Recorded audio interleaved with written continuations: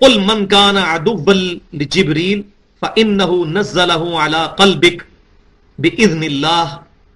اے محبوب صلی اللہ علیہ وسلم آپ فرما دیجئے کہ جو کوئی بھی جبریل کا دشمن ہے وہ کان کھول کے یہ بات سن لے کہ بے شک جبرائیل علیہ السلام نے جو آپ صلی اللہ علیہ وسلم کے دل پر یہ قرآن اتارا ہے تو اللہ کے حکم سے. جبرائیل کی کیا مرضی ہے کہ وہ اپنی مرضی کر سکے؟ دنیا کے اندر کوئی بھی چیز اپنی مرضی سے کچھ نہیں کر سکتی سوائے جنوں اور انسانوں کے. ان کو اللہ نے اختیار دیا ہوا ہے. باقی جتنی مخلوقات ہیں وہ یا اپنی انسٹنکٹ پہ چل رہی ہیں جیسے جانور ہیں، یا اللہ تبارک و تعالیٰ کی طرف سے گائیڈڈ ہیں جیسے فرشتے. فرشتے اپنی مرضی سے کچھ نہیں کر سکتے، جو اللہ کہتا ہے وہ کرتے ہیں.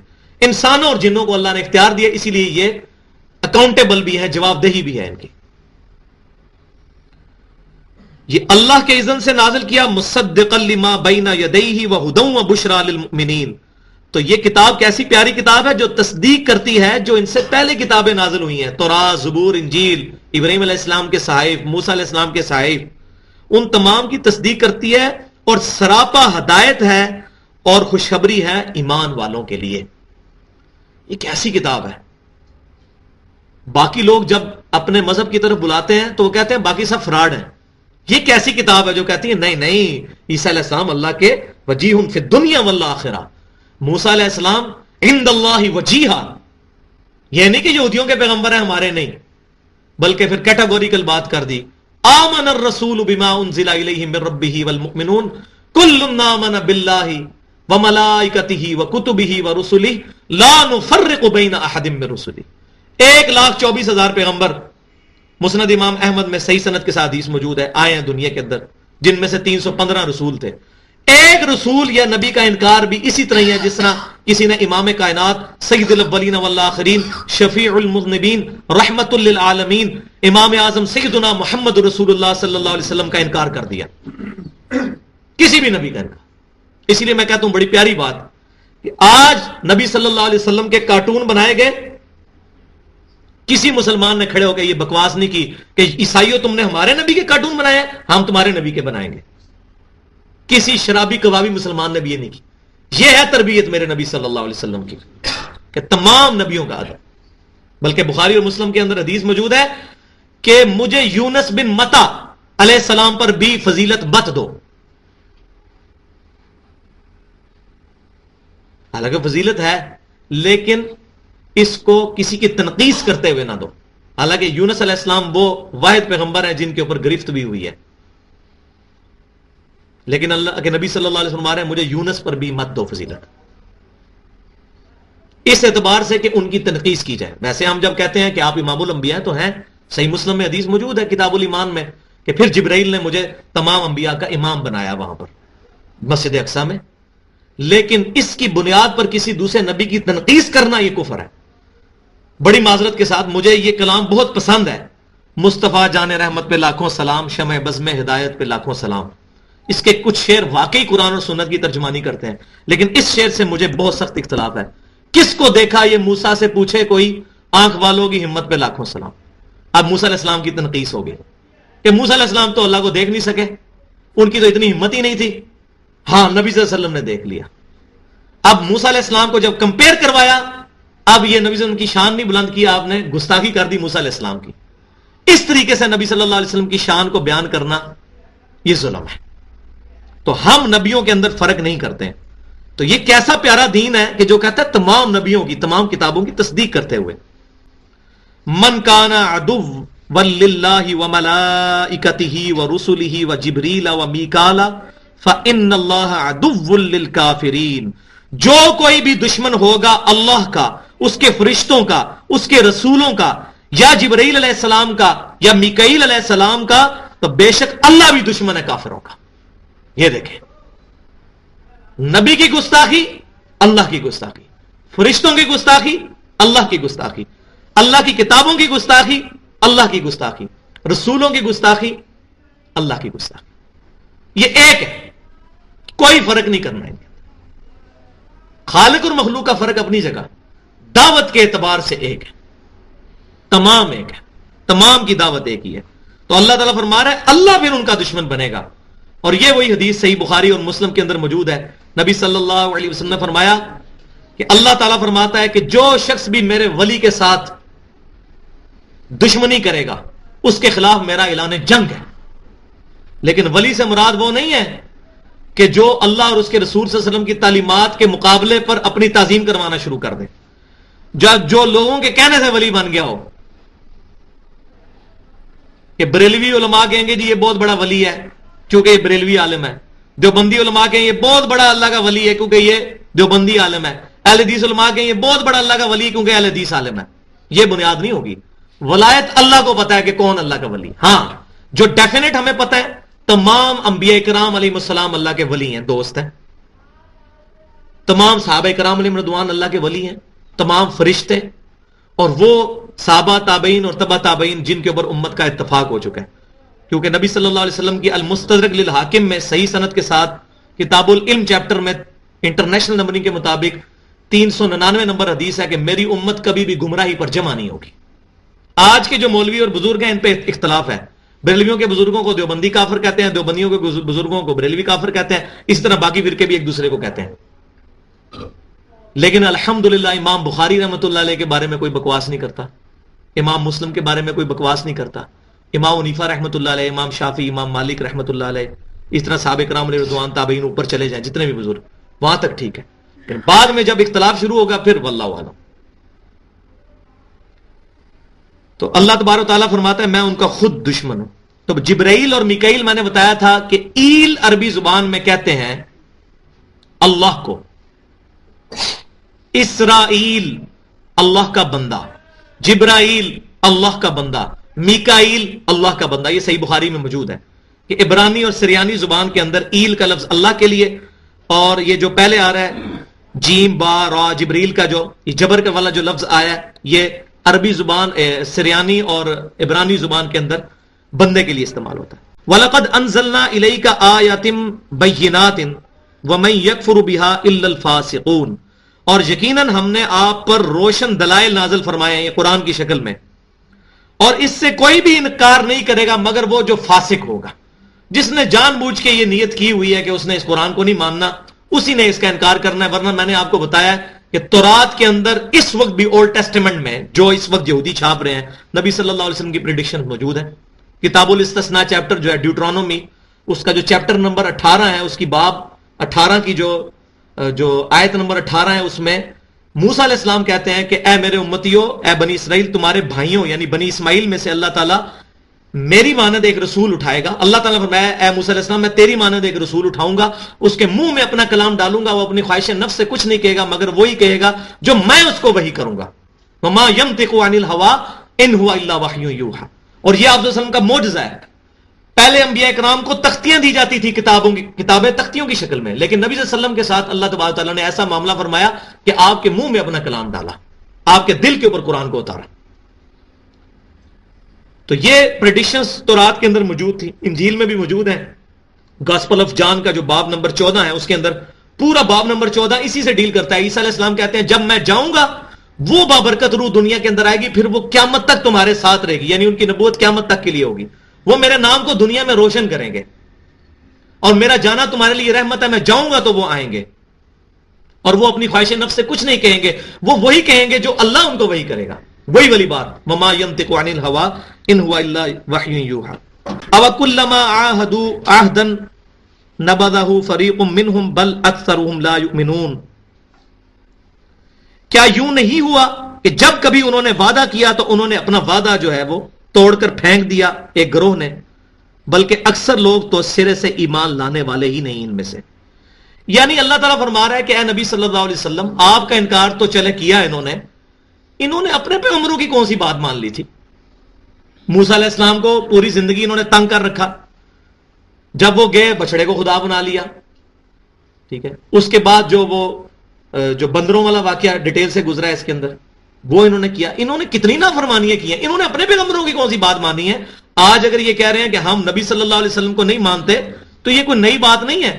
انہوں نے تو اپنے پیغمبروں کو بھی جھٹلایا ہے. کنوکشن والا ایمان ان کے اندر کبھی رہا ہی نہیں ہے. پہلے اپنے نبیوں کی بھی نافرمانیاں کرتے رہے. آج اگر مسلمان یہ ایکسپیکٹ کر رہے ہیں کہ یہ نبی صلی اللہ علیہ وسلم کو مان لے تو ایسا نہیں ہوگا. انہوں نے تو اپنی نبیوں کی بھی نہیں مانی جو بنی اسرائیل میں پیدا ہوئے تھے. وَلَمَّا جَاءَهُمْ رَسُولٌ مِّنْ عِنْدِ اللَّهِ مُصَدِّقٌ لِمَا مَعَهُمْ نَبَذَ فَرِيقٌ مِّنَ الَّذِينَ اوتوا الکتاب، اور جب آیا ان کے پاس رسول اللہ کی طرف سے تصدیق کرنے والا اس کتاب کی جو ان کے پاس موجود ہے، یعنی نبی صلی اللہ علیہ وسلم آئے تورات کی تصدیق کرتے ہوئے، تو پھینک دیا ایک جماعت نے اہل کتاب میں سے اللہ کی کتاب کو، کتاب اللہ وراء ظہورہم، اپنی پیٹھ کے پیچھے۔ اب جب نبی صلی اللہ علیہ وسلم تشریف لائے تو تورات میں موجود ہے، اولڈ ٹیسٹمنٹ میں، کتاب الاستثناء میں، ڈیوٹرانومی کے اندر، کہ جب وہ نبی آئے گا تو 19 نمبر آیت باب نمبر 18 کی ہے کہ جو اس پر ایمان نہیں لائے گا اللہ تعالیٰ ماتا ہے میں اس سے بدلہ لوں گا۔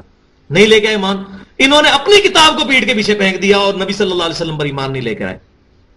کأنہم لا یعلمون، اور یہ ایسے بھیج دیا کہ جیسے ان کو پتہ ہی نہیں ہے کہ یہ کون سے نبی ہیں۔ سورۃ الانعام کے اندر آتا ہے کہ یہ اس نبی صلی اللہ علیہ وسلم کو اس طرح پہچانتے ہیں جیسے اپنے بیٹوں کو پہچانتے ہیں۔ تو انہوں نے تو ایسے انکار کیا جیسے ان کو پتہ نہیں ہے کوئی نئی چیز ہے، ایسا نہیں۔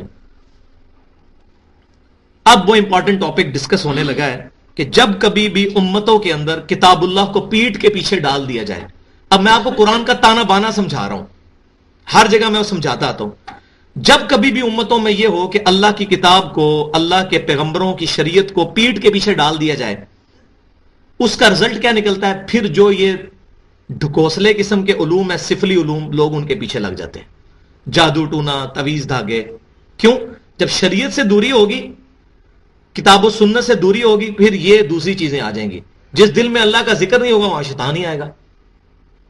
تو اب اس کا ڈسکس ہونے لگا ہے اگلی آیات کے اندر کہ جب یہودیوں نے کتاب اللہ کو پیٹھ کے پیچھے ڈال دیا تو پھر کیا ہوا؟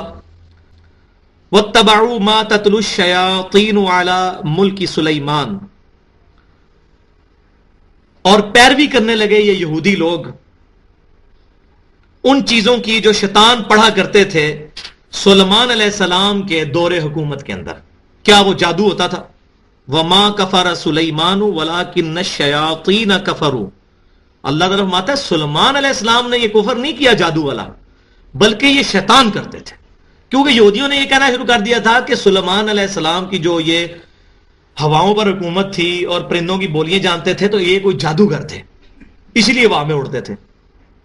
تو سلیمان علیہ السلام کو بھی انہوں نے اس کانٹیکس میں ڈال دیا، جس طرح آج کے لوگ جب ہم ان کو کہتے ہیں کہ بھی تصوف کی تعلیمات کتاب اللہ اور سنت سے ٹکرا رہی ہیں، تصوف مخالفت کرتا ہے نکاح کی، اور بخاری اور مسلم میں کتاب النکاح میں شروع میں یہ حدیث موجود ہے، النکاح سنتی فمن رغب عن سنتی فلیس منی، نکاح میری سنت ہے، جس نے میری سنت سے اغراض کیا وہ میرا امتی نہیں ہے۔ نبی صلی اللہ علیہ وسلم تو نکاح پہ ابھارتے ہیں، اور آپ کی تصوف کی کتابوں میں نکاح کے نقصانات کے اوپر باب پورے باندھے ہوئے ہیں، تو کہتے نہیں ہم اپنے بزرگوں کو مانتے ہیں، کتاب اللہ اور یہ سنت ان کو زیادہ آتی تھی، تو وہ سنت کو چھوڑ کے اپنے بزرگوں کے پیچھے لگتے ہیں۔ پھر وہ ہاتھ تو ہاتھ یہ کہتے ہیں جی آپ کیا سمجھتے ہیں تصوف کو؟ سب سے پہلا امت کا صوفی جو ہے سیدنا ابوبکر صدیق ہے۔ یہ مجھے کتنے انہوں نے کہا پہلے صوفی ابوبکر صدیق ہے، نقشبندی سلسلہ وہاں تک جاتا ہے۔ کیوں؟ کہ ان بڑی ہستیوں کو شامل کریں گے تو ہماری بات کے اندر وزن پیدا ہو جائے گا۔ اسی طریقے سے یہودیوں نے جب یہ آج بھی دنیا میں نمبر 1 جادوگر یہودی ہیں، ایسا ایسا جادو کرتے ہیں وہ، تو انہوں نے اپنے اس کتے کو حلال کرنے کے لیے جادو کا، جی سلمان علیہ السلام بھی تو کرتے تھے جی جادو، جیسے یہ کہتے ہیں ابوبکر صدیق پہلے صوفی تھے، سیم وہی مینٹالٹی چل رہی ہے، ہیومن انسٹنکٹ وہی چلتی ہے۔ تو سلمان علیہ السلام بھی تو اتنے بڑے جادو، دیکھو وائیں جڑتے سن، پرندوں کی بولیاں سمجھتے سن، ان کے حکم سے تخت اڑتا تھا، یہ ہوتا تھا وہ دیکھو کتنے بڑے جادوگر تھے۔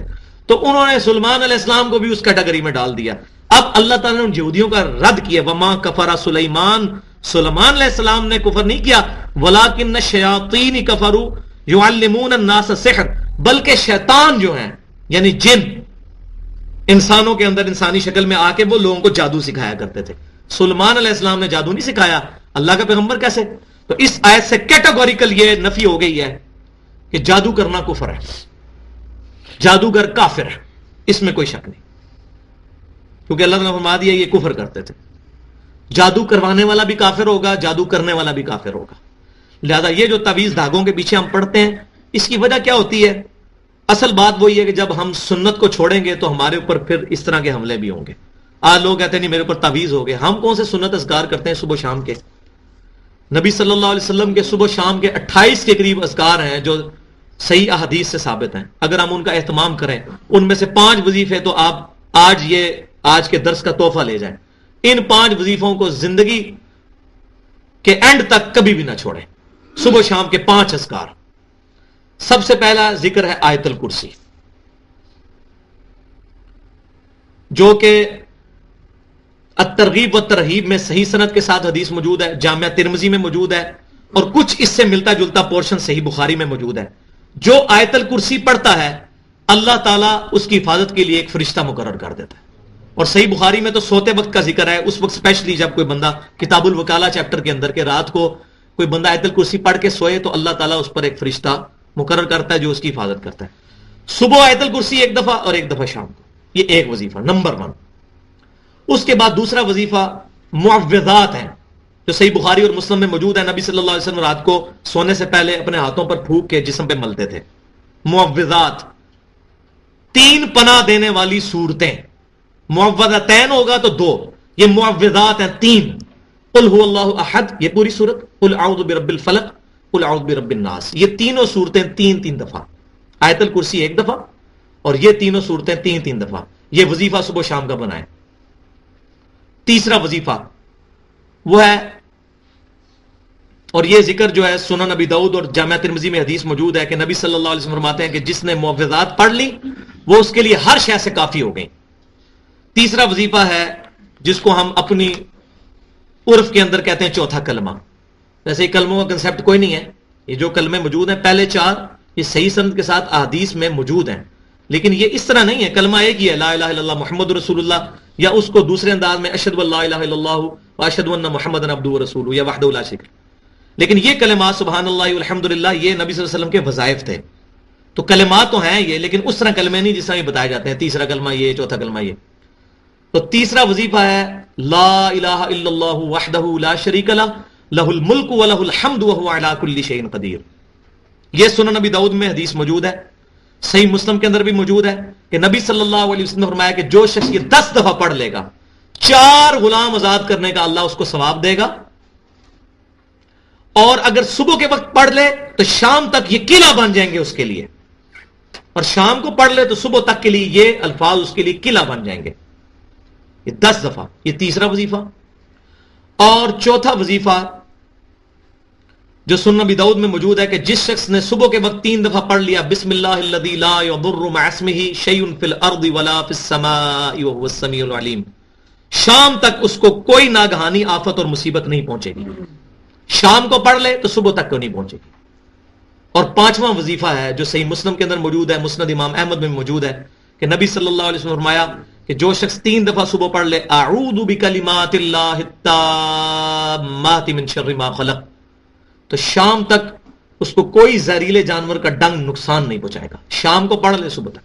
تو یہ میں کہتا ہوں یہ جو آج کل ڈینگی وائرس آیا ہوا ہے تو یہ وظیفہ عام کریں، یہ 5 وظائف۔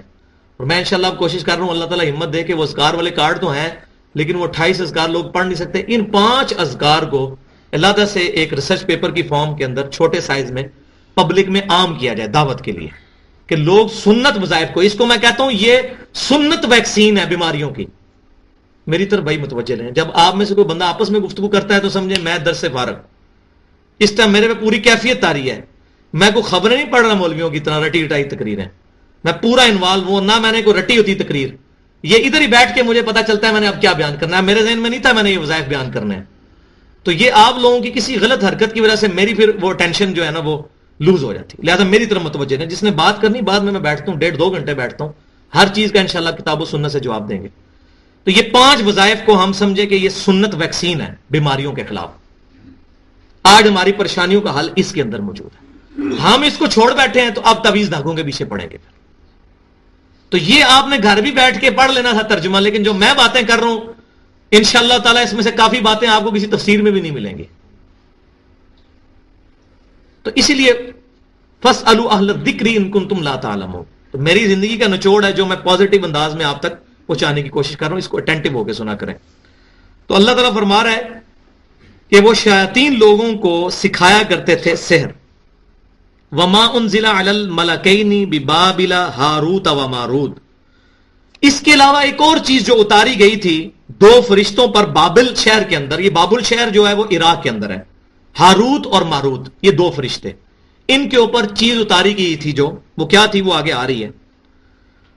وما يعلمان من احد حتى يقولا انما نحن فتنة فلا تكفر. اور وہ دونوں فرشتے آزمائش بنا کے اللہ نے اتارے تھے لوگوں کے لیے، اور وہ اس وقت تک ان کو وہ علم نہیں سکھاتے تھے جب تک یہ نہ کہہ دیں کہ دیکھو لوگوں ہم تمہارے لیے اللہ کی طرف سے آزمائش ہیں، تو کفر نہ کرو، یہ چیزیں نہ سیکھو. لیکن سکھاتے تھے وہ، جیسے اللہ تعالیٰ نے ہمیں کہا شیطان کی پیروی نہیں کرنی، لیکن شیطان پیدا کر دیا. ہمیں کہا زنا نہیں کرنا، لیکن سیکس رکھ دیا.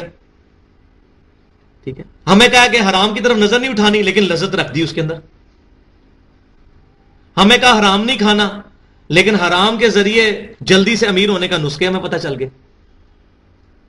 تو یہ اللہ تعالیٰ نے ان چیزوں میں اٹریکشن رکھ کے روکا ہے. اسی طریقے سے اللہ نے وہ دو فرشتے جو نازل کیے تھے وہ ہمارے لیے آزمائش کے طور پہ، لیکن وہ کیا کہتے تھے جب فرشتے کو چیز سکھانے لگتے تھے کہ بھائی میرا سو رہے ہیں، ان کو اٹھائیں، اچھا میری طرف دیکھتے رہیں. وہ جب بھی کوئی سکھایا کرتے تھے بات تو وہ کہتے تھے دیکھو ہم جو چیزیں سکھانے لگے یہ ہے غلط ہے، کفر، ہم سے نہ سیکھنا.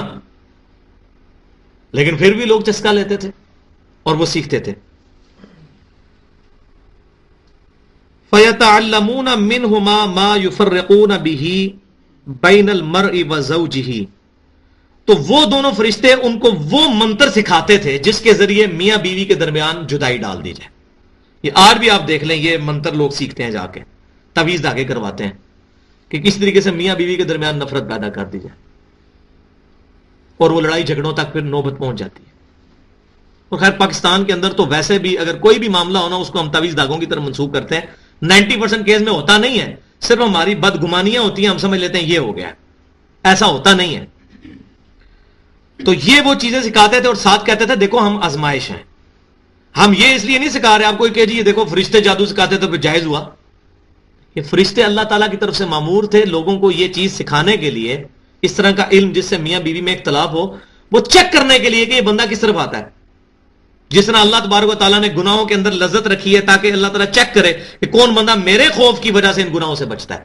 ورنہ اگر گناہوں کے اندر نفرت ہوتی، لذت ہوتی کوئی نہ، تو کس کا دماغ خراب تھا گناہ کرتا؟ کس کا دماغ خراب تھا؟ لوگ جو ہے بینک میں پیسہ رکھ کے تو سود کھانا شروع کر دیتے آسانی کے ساتھ. کون کاروبار کرتا جب بینک اتنا پیسہ دے رہا ہے؟ تو اللہ کے خوف کی وجہ سے بچتے ہیں لوگ. تو گناہ کے اندر اللہ نے لذت رکھی ہوئی ہے. تو وہ بھی سکھاتے تھے لوگوں کو، ساتھ کہتے دیکھو بھئی ہم تمہاری آزمائش ہیں، یہ نہ ہو تم یہ سیکھو اور بعد میں جو ہے اللہ تعالیٰ کی بارگاہ میں تمہاری پکڑ ہو جائے. یہ ہم تمہیں بتا رہے ہیں کہ یہ فتنہ ہے، آزمائش ہے تمہارے لیے. اب اللہ تعالیٰ اس پہ ایک ورڈک بھی دے رہا ہے، وَمَا هُمْ بِضَارِّينَ بِهِ مِنْ أَحَدٍ إِلَّا بِإِذْنِ اللَّهِ. اور وہ اپنے منتر کے ذریعے کسی کو نقصان نہیں پہنچا سکتے تھے مگر اللہ جس کے لیے چاہے. یہ نہیں ہے کہ اللہ سے بھی کام نکل گیا، نعوذ باللہ. یہ اکثر لوگ کہتے ہیں جی شیطانی علم بڑا مضبوط ہوتا ہے جی، بڑے وظیفے کر کے دیکھے نا کوئی اثر نہیں ہوتا. یہ بڑا جناب ایک کالا جادو ہے، چھوٹی شے نہیں ہے. تو کیا وہ پوری زندگی اللہ کی نافرمانی ہے؟ پھر اکثر کہتے ہیں نہیں پتہ نہیں کیڑے گناہاں دی سزا سانو مل رہی ہے. گناہ سارے کرتے ہیں اور اکثر شرک کے اندر بھی مبتلا ہوتے ہیں، نبی صلی اللہ علیہ وسلم کی گستاخیوں میں مبتلا ہوتے ہیں، صحابہ کے گستاخ ہوتے ہیں. وہ کہتے ہیں پتہ نہیں کون سی ہم کر رہے ہیں گناہ سارے کر رہے ہوتے ہیں، نمازیں بھی چھوڑ رہے ہوتے ہیں، جماعت کے ساتھ نماز بھی نہیں پڑھ رہے ہوتے، کہتے پتہ نہیں کیڑے گناہوں کی سزا مل رہی ہے. یہ تو اتنا بڑا متکبرانہ جملہ ہے. تو ہم گناہوں کی وجہ سے اللہ کو بھی دور کیا ہوا ہے، وظائف بھی نہیں کرتے، اور پھر ہمارے اوپر ان چیزوں کا تو اثر ہونا ہی ہے، ان گندگی چیزوں پہ آنا ہے. اور یہاں میں ایک بات عرض کر دوں کہ یہ جو اکثر تفسیروں کے اندر لکھا ہے کہ وہ فرشتے آج بھی ٹنگے ہوئے ہیں کوفہ کے اندر، ہاروت اور ماروت ایک کنویں کے اندر الٹے لٹکے ہیں، کئی لوگ آتے ہیں دیکھ کے بھی آئے ہیں، یہ سب جھوٹ بکواس ہے، کچھ بھی نہیں ہے، کچھ بھی نہیں ہے ایسا. وہ بنایا ضرور ہے انہوں نے عراق کے اندر، وہ ایک کنواں، اس کے بعد دروازہ ہے باہر لاک لگایا ہوا ہے، لوگ گئے ہیں وہاں، لیکن وہ اب تاریخی روایتیں ہیں، اس طریقے سے تو نہیں ہے. وہ جی قیامت تک لٹکے رہن گے جی. وہ ایک جڑی زورا نام دی بی بی سی اس سے عاشق ہو گئے سن تو وہ پھر اللہ نے ان کو سزا دے دی، اور یہ سب جھوٹ ہے، یہ سب اسرائیلی روایات ہیں، ان کی کوئی حقیقت نہیں ہے.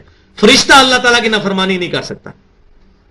جن تھا شیطان بھی، فرشتہ نہیں تھا. فرشتوں نے سجدہ کیا، جن نے نہیں کیا. جن اور انسان یہ نافرمانی کر سکتا ہے کیونکہ اس کو اختیار دیا گیا. تو اللہ تعالیٰ فرما رہا ہے کہ اللہ تبارک و تعالیٰ کے اذن کے بغیر وہ نقصان پہنچانے کے نہیں تھے. ظاہر ہے اللہ کا اذن کب ہوگا؟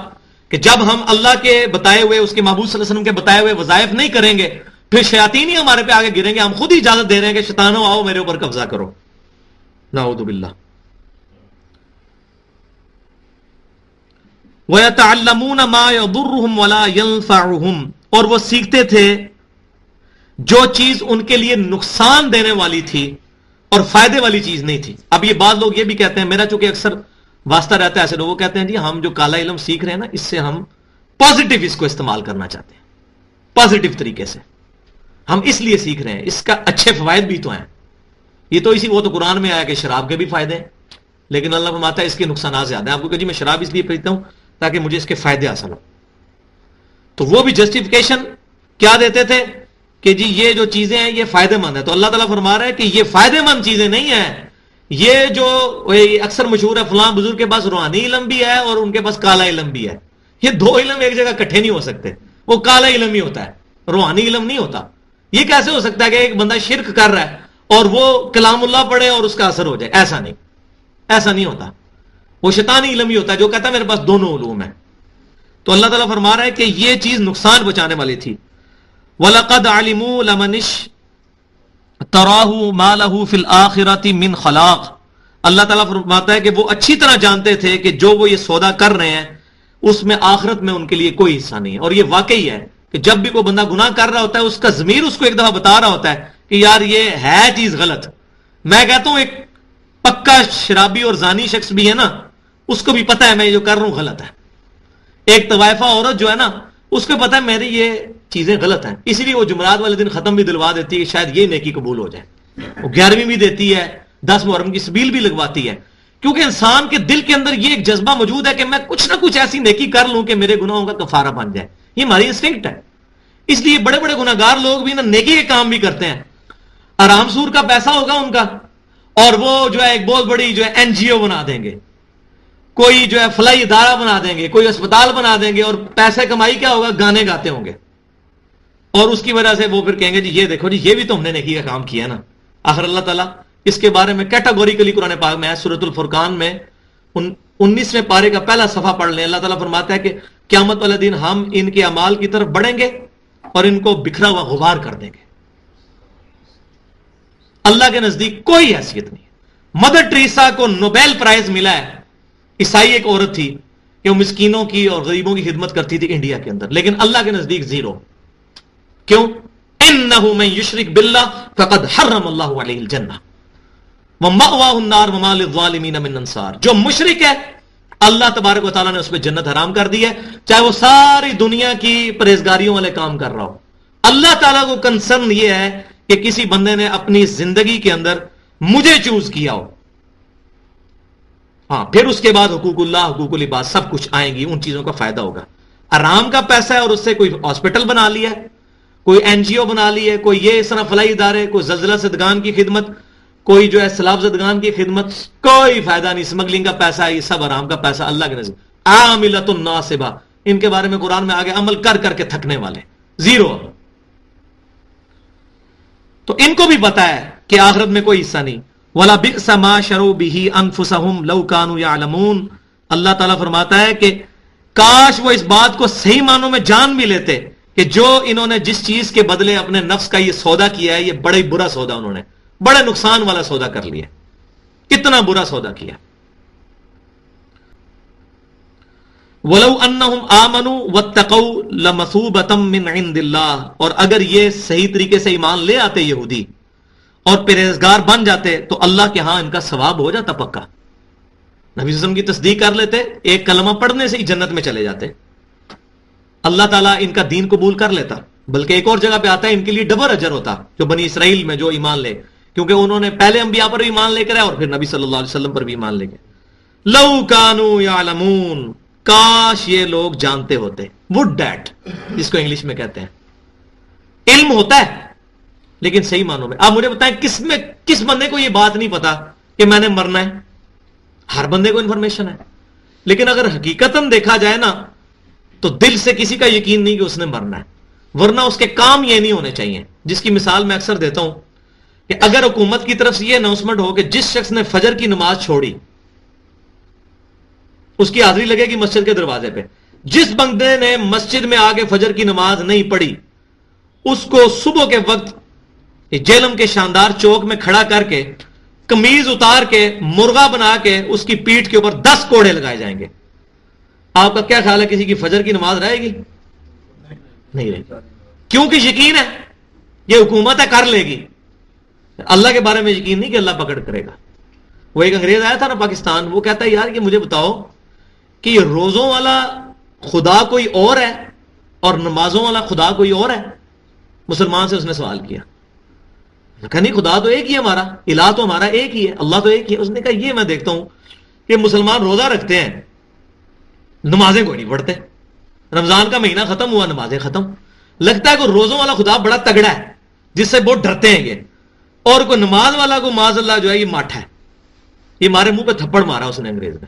اور حقیقت یہ ہے, ہم حکومت کو تو تگڑا سمجھتے ہیں, حکومت کے وعدوں کو تو ہم سمجھتے ہیں یہ پورے ہو جائیں گے, حکومت اپنی وہ ریٹ آف دا گورنمنٹ قائم کرے گی, اللہ کے بارے میں نہیں. اور اس کے اگینسٹ دوسرا اس کا سائملٹینیس کنٹراسٹ یہ دیکھیں, اگر حکومت کی طرف سے یہ اناؤنسمنٹ ہو کہ جو شخص مسجد کے اندر تکبیر اولیٰ کے ساتھ پہلی صف میں نماز پڑھے گا فجر کی, اس کو 5,000 روپیہ روزانہ دیا جائے گا. جو دوسری صف میں پڑھے گا 3,000 روپیہ, تیسری صف والے کو 1,000 روپیہ روزانہ. آپ کا کیا خیال ہے فجر میں پہلی رکعت کے اندر جگہ مل جائے گی ہمیں پہلی صف کے اندر؟ لوگ رات کو ہی جا کے وہاں پر جو ہے نا اپنے رومال پھینک لیں گے, اور لڑائیاں ہوں گی کہ نہیں تھی میں پہلے آیا تھا تو میرا رومال پیچھے کیوں کیتا. لیکن اللہ تبارک و تعالیٰ کیا وعدے فرما رہے ہیں؟ نبی صلی اللہ علیہ وسلم فرماتے ہیں کہ تکبیر اولیٰ دنیا اور جو کچھ دنیا کے اندر ہے مجھے اس سے بڑھ کر محبوب ہے. اور جامعہ ترمذی میں صحیح حدیث موجود ہے حسن لذاتی سند کے ساتھ کہ نبی صلی اللہ علیہ وسلم نے فرمایا کہ جو شخص 40 دن تک تکبیر اولیٰ کے ساتھ 5 نمازیں پڑھے گا, یعنی اس کی کوئی رکعت فوت نہ ہو, تو اللہ تعالیٰ 2 چیزوں سے اس کو آزادی دے گا. ایک جہنم کی آگ سے آزادی دے دے گا, اور دوسرا منافقت سے. کتنی بڑی گارنٹی ہے. ہماری زندگی میں کبھی اس طرح کے 40 دن آئے ہیں؟ الحمدللہ میں ایسے لوگوں کو جانتا ہوں کہ جن کی الحمدللہ سالوں میں کوئی تکبیر اولیٰ قضا نہیں ہوئی. آج کے دور کے اندر یہ اللہ تعالیٰ ہمت دے کسی کو, وہ ڈٹرمنڈ ہو جائے کہ میں نے تکبیر اولیٰ نہیں جانے دینی, واللہ کبھی نہیں جائے گی. یہ ہم نے خود فیصلہ کر رہا ہے. جس کی سب سے بڑی مثال ہمارے امام مسجد ہے. امام مسجد تکبیر اولیٰ سے کیوں نماز پڑھ رہے ہوتے ہیں؟ ان کو پتا ہوتا ہے پیچھے مقتدی بڑے ڈاڈے ہیں, اگر ہم 5 منٹ لیٹ ہو گئے تو وہ صلواتیں سنا دیں گے ہمیں. تو وہ ڈر کی وجہ سے تکبیر اولیٰ سے نماز پڑھ رہے ہوتے ہیں. اور بعض اوقات استغفر اللہ ایسا بھی ہوا ہے کہ جب وہ نماز پڑھانے کے لیے مسجد میں نہیں گئے نا, تو اپنی بھی انہوں نے فجر کوئی نہیں پڑھی. یہ پوچھا بعد میں ان سے, وہ نہیں جی آج وہ بس لیٹ ہو گئے. وہ مقتدیوں کے ڈر کی وجہ سے تکبیر اولیٰ پکڑ رہے ہوتے ہیں. تو اب وہ, اور میں کہتا ہوں آج یہ اناؤنسمنٹ ہو جائے نا کہ 1 لاکھ روپیہ تنخواہ ہے جی جو 40 دن تک تکبیر اولیٰ سے نماز فلاں مسجد میں پڑھائے, یہ سارے ہی ہم لوگ یہ اتنے 70-80 بندے بیٹھے ہیں, سارے امام مسجد بن جائیں گے. ٹھیک ہے جی, کیڑا مسئلہ ہے جناب, وہ مشکل ہے 5 ہی نمازاں نے. لیکن اللہ تعالیٰ کے وعدوں کا ہمیں یقین نہیں ہے, اس لیے ہمارے لیے بڑا مشکل ہو جاتا ہے ان چیزوں کو سمجھنا. تو میں آج کے درس کو یہیں پر مکمل کرتا ہوں, اور انشاءاللہ آج میری ارادہ تو تھا اس کو لمبا کرنے کا, لیکن مقصد یہ ہے کہ جب تک وہ بات صحیح طریقے سے کنوے نہ ہو. ترجمے سے تو قرآن ہر سال دورہ قرآن کرواتے ہیں لوگ, کئی مسجدوں میں بھی ہوتا ہے, کئی مولوی بھی کرواتے ہیں, لیکن اصل مقصد جو ہے وہ جو کنوکشن والا ایمان پیدا ہونا, تزکیہ نفس اور قرآن کا روب دل میں بیٹھنا, وہ چیز اس وقت تک نہیں ہوگی جب تک ایک ایک آیت کے اوپر ایمفسائز نہ کیا جائے. واللہ ایک آیت بھی ہماری ہدایت کے لیے کافی ہے. یہ جو آخر میں اللہ تبارک نے فرمایا نا کہ کاش یہ لوگ جانتے ہوتے, کاش یہ جانتے ہوتے, پتہ تو ہے ان کو, لیکن واقعی یقین کے درجے تک یہ جانتے ہوتے اللہ کے وعدے جھوٹے نہیں ہیں, اللہ کے وعدے سچے ہیں. اور میں آخر میں ایک مثال آپ کو دیتا ہوں, 2-3 منٹ ہیں ابھی, کہ آج اگر یہ اناؤنسمنٹ ہو کہ جو شخص جیلم سے ریل کار میں لاہور تک کھڑے ہو کر سفر کرے گا, لاہور پہنچتے ہی اس کی پوری زندگی کا خرچہ حکومت دے گی, اس کے بچوں کی تعلیم حکومت کی طرف سے فری, وہاں پہنچتے ہی اس کو ڈیفنس میں کوٹھی بھی مل جائے گی, کوئی اس کا ایشو نہیں ہوگا. تو لوگ کہیں گے جی آپ کہہ رہے ہیں کھڑے ہو کے ہم الٹا لٹک کے لاہور جانے کے لیے تیار ہیں, 3 گھنٹے کا ہی سفر ہے نا, پھر تو موجیں ہی موجاں نے. اسی طریقے سے یہ سمجھیں کہ دنیا کی زندگی مشکل میں گزار لے بندہ, حلال اور حرام کی تمیز کر کے اللہ تعالیٰ کے احکامات کی پیروی کرتے ہوئے, تو موجیں ہی موجیں ہیں. صحیح مسلم کے اندر حدیث موجود ہے, نبی صلی اللہ علیہ وسلم نے فرمایا کہ آخرت اور دنیا کی مثال اس طرح ہے جیسے کوئی شخص سوئی سمندر میں ڈبوئے, اس سوئی کے ساتھ جو پانی لگے گا نا وہ دنیا کی زندگی اور سمندر آخرت کی زندگی. لیکن ہمیں اس سچے انسان کی جس کو اللہ تبارک و تعالیٰ کے محبوب صلی اللہ علیہ وسلم کو کافر بھی سچا مانتے تھے، اس کے سچے وعدوں کے اوپر یقین نہیں ہے. ہم دنیا کی زندگی کے ساتھ اپنا دل لگا بیٹھے ہیں اور صحیح معنوں میں یہ چیز نہیں سمجھتے کہ ہم نے اللہ کو رسپانس کرنا ہے. نہ ہم نے نماز کا ترجمہ یاد کیا ہے کہ ہم نماز کے اندر کنسنٹریشن سے نماز پڑھیں، بس ٹوٹل پورا کرتے ہیں. جو پڑھنے والے بھی ہیں وہ بھی جناب ان کی نظر یہ ہوتی ہے فوراً نماز ختم کریں، مسجد سے باہر نکلیں، ایک سلام امام کے پیچھے، دوسرا جوتیوں والی جگہ پہ جا کے پھیریں، بھاگنے کی، سنتے بھی نہیں پڑھتے. حالانکہ صحیح بخاری اور مسلم کی متفق علیہ حدیث ہے، جو شخص فرض کے علاوہ 12 رکھتے ہیں سنت موقدہ جو ہیں، 2 فجر سے پہلے، 4 زور سے پہلے، 2 زور کے بعد، 2 مغرب کے بعد، 2 عشاء کے بعد، ان کو پڑھے گا اللہ تعالیٰ جنت میں محل بنائے گا. آج یہ اناؤنسمنٹ ہو جو یہ 12 رکھتے پڑے گا، اس کو F11 کے اندر حکومت کی طرف سے 1 کنال کا پلاٹ دیا جائے گا جس کی قیمت 2.5-3 کروڑ ہے، سارے پڑھنے کے لیے تیار ہو جائیں گے. تو ہمیں اللہ اور اس کے رسول کے وعدوں پر کاش یقین نصیب ہو. یہی ہم اللہ سے دعا کرتے ہیں، اے اللہ اپنے اور اپنے محبوب صلی اللہ علیہ وسلم کے وعدوں پر ہمیں یقین کامل عطا فرما.